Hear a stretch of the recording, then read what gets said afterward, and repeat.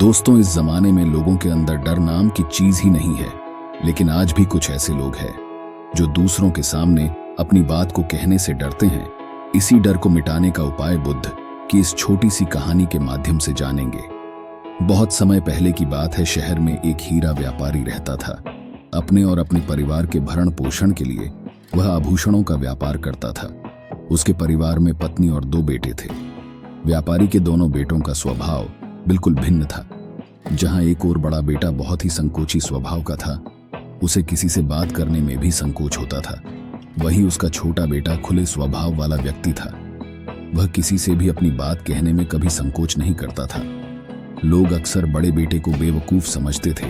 कई बार लोग उसके सीधेपन का फायदा भी उठा लेते थे और वह पलटकर कभी किसी को कुछ नहीं जवाब देता था। कारोबारी अपने बेटे के इस स्वभाव के कारण बहुत अधिक नाराज होता था।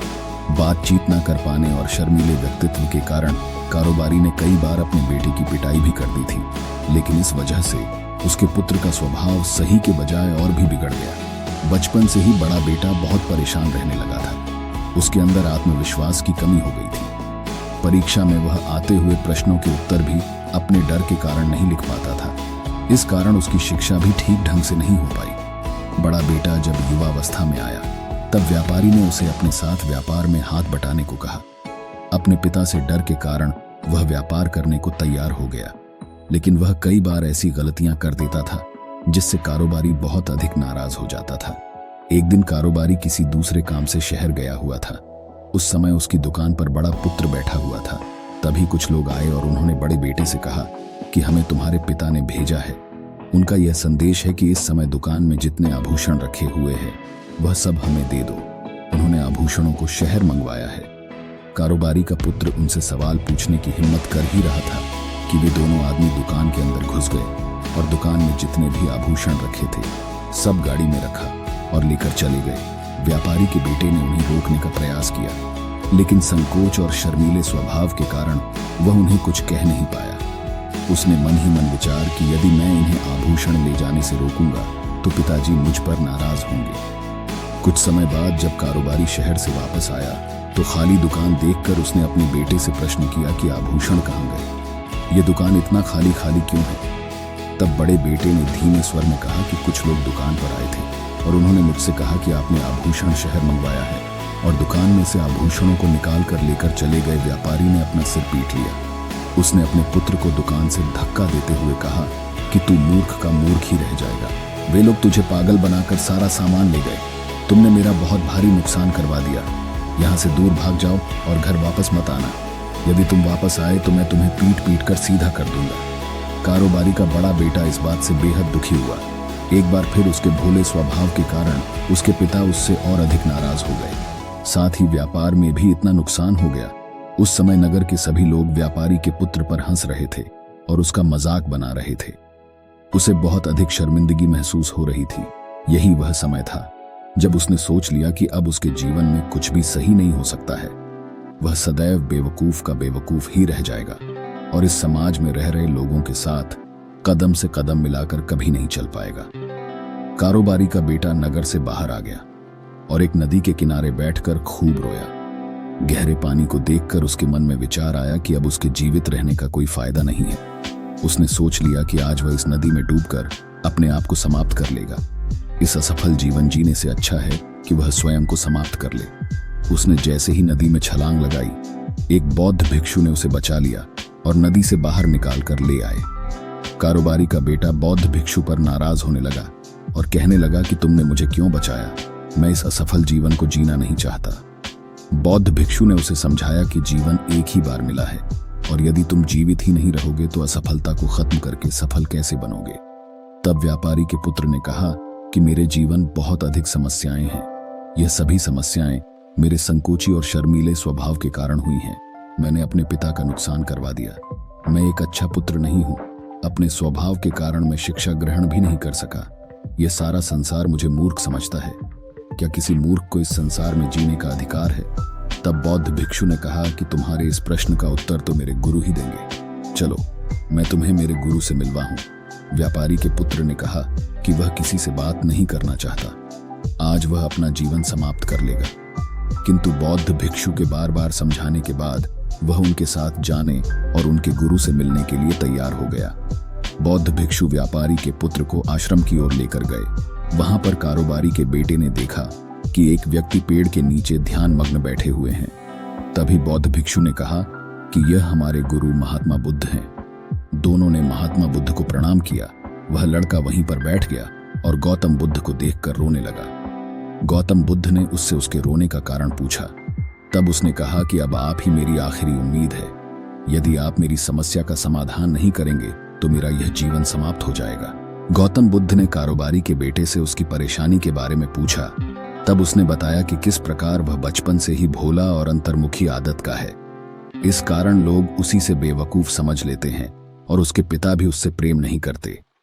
तब गौतम बुद्ध ने युवक को शांत कराते हुए कहा कि मेरे पास तुम्हारी समस्या का समाधान है।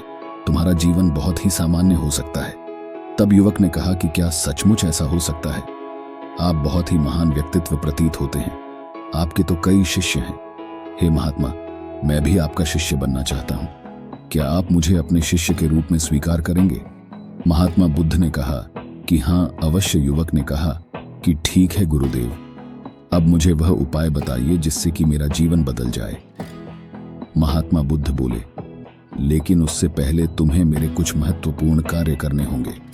यदि तुम मेरा यह कार्य करो तब मैं तुम्हें कुछ ऐसे उपाय बताऊंगा जिनके कारण तुम्हारे जीवन में सब कुछ ठीक हो जाएगा और तुम्हारे पिता भी तुमसे प्रसन्न रहेंगे। गौतम बुद्ध ने उस युवक को कहा कि आज से 3 दिन बाद मैं तुम्हें ऐसे उपाय बताऊंगा जिससे तुम्हारा जीवन बदल जाएगा, लेकिन 3 दिनों तक तुम्हें मेरे सभी कार्य करने होंगे। मैं जैसा जैसा कहूंगा, यदि तुम वह कार्य को करने में सफल रहे तो तीसरे दिन के बाद तुम्हारा जीवन बदल जाएगा। तुम्हारा पहला दिन कल से शुरू होगा। अभी जाओ और आश्रम में ही आराम करो।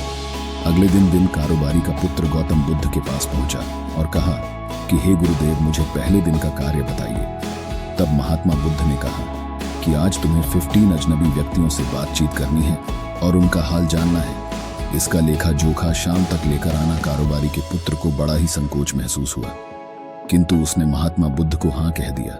वह निकल पड़ा। 15 अजनबी लोगों से बातचीत करने शुरू में उसे बहुत अधिक संकोच हुआ। कई लोग तो डांट कर भगा देते थे। उसके सामने अपना जीवन बदलने का यही एक उपाय था। आखिरकार कोशिश करते हुए उसने 15 अजनबी लोगों के नाम और उनके व्यापार का लेखा जोखा प्राप्त कर लिया। शाम को जब वह महात्मा बुद्ध के पास पहुंचा तो प्रसन्नता के साथ उसने महात्मा बुद्ध को बताया कि आज का कार्य उसने सही ढंग से पूरा कर लिया है। कुछ लोग तो उसके मित्र भी बन गए हैं। दूसरे दिन फिर वह युवक महात्मा बुद्ध के पास पहुंचा। तब महात्मा बुद्ध ने कहा कि आज का कार्य है, तुम आश्रम में रह रहे 20 शिष्यों को संबोधित करते हुए उन्हें जल के उपयोग के विषय में पढ़ाओ। महात्मा बुद्ध की बात सुनकर व्यापारी का पुत्र हक्का बक्का रह गया। उसने कहा कि आप मुझसे किस प्रकार का कार्य करवा रहे हैं? मैं अपनी शिक्षा ठीक से पूरी नहीं कर पाया हूं। मैं यह कार्य नहीं कर पाऊंगा। तब महात्मा बुद्ध ने कहा कि ठीक है, तब मैं तुम्हें उपाय भी नहीं बताऊंगा। कारोबारी के पुत्र ने प्रार्थना करते हुए कहा कि आप जानते हैं, मेरी शिक्षा अधूरी है, फिर मैं किस प्रकार बालकों को शिक्षा दे सकता हूँ? गौतम बुद्ध ने मुस्कुराते हुए कहा कि यहाँ सिर्फ मैं जानता हूँ कि तुम्हारी शिक्षा अधूरी है, वे बालक नहीं जानते। तुम रोज अपने जीवन में पानी का प्रयोग करते हो। यही सब बातें जाकर उन बालकों को बतानी है। आखिरकार कारोबारी के बेटे के पास कोई विकल्प नहीं बचा। हिम्मत करके वह उन बालकों के पास पहुंच गया। शुरू में तो उसके हाथ पैर कांप रहे थे, किंतु आखिरकार उसने पानी की विशेषताओं के बारे में बताना प्रारंभ कर दिया। उसने बालकों को जल की 5 विशेषताएं बताई और जल्दी से वहां से भाग आया। महात्मा बुद्ध के पास आकर उसने कहा कि बहुत अधिक डर लग रहा था, किंतु मैंने बालकों को जल की 5 विशेषताएं बता दी हैं। महात्मा बुद्ध ने कहा कि जो एक बार फिर कोशिश करके आओ। कारोबारी के बेटे ने एक बार फिर हिम्मत जुटाई और बालकों को पानी के विषय में पढ़ाना शुरू किया। इस बार कारोबारी के पुत्र को बिल्कुल डर नहीं लग रहा था। पूरे आत्मविश्वास के साथ बालकों को शिक्षा दी। तब महात्मा बुद्ध ने युवक की प्रशंसा करते हुए कहा कि तुम अवश्य ही साहसी हो। महात्मा बुद्ध से शाबाशी सुनकर वह युवक बहुत अधिक प्रसन्न हुआ। युवक तीसरे दिन जब महात्मा बुद्ध के पास आया तो गौतम बुद्ध ने उससे कहा कि आज का कार्य तुम्हें थोड़ा अजीब लग सकता है। तब महात्मा बुद्ध ने कहा कि तुमने स्वयं ही अपना उपाय खोज लिया है। तुम किसी से बात नहीं कर पाते थे, शर्मीले थे, सब कुछ तुम्हारे मन में बैठा हुआ डर था। हम कितने आत्मविश्वास हैं, कितने शर्मीले हैं और हमारे अंदर कितना डर है, यह सिर्फ हमें पता होता है। बाहरी दुनिया में किसी को नहीं पता होता है। बाहरी दुनिया में हम स्वयं को जिस प्रकार का दिखाते हैं, लोग हमें इस प्रकार का समझते हैं। अगर तुम आत्मविश्वासी नहीं हो तो भी अनजान व्यक्तियों के सामने यदि आत्मविश्वास होने का अभिनय करो तो किसी को पता ही नहीं चलेगा कि तुम कौन हो। वह युवक समझ चुका था कि गौतम बुद्ध उसे क्या बताना चाह रहे हैं। महात्मा बुद्ध को धन्यवाद किया और उनसे वादा किया कि वह जीवन में सफल होकर दिखाएगा। कारोबारी का बेटा घर वापस लौट आया और पिता के साथ मिलकर कारोबार करने लगा। धीरे धीरे लोग उसका मजाक उड़ाना कर दिया। दोस्तों, मुझे उम्मीद है स्टोरी से कुछ न कुछ सीखने को मिला होगा। नमस्कार।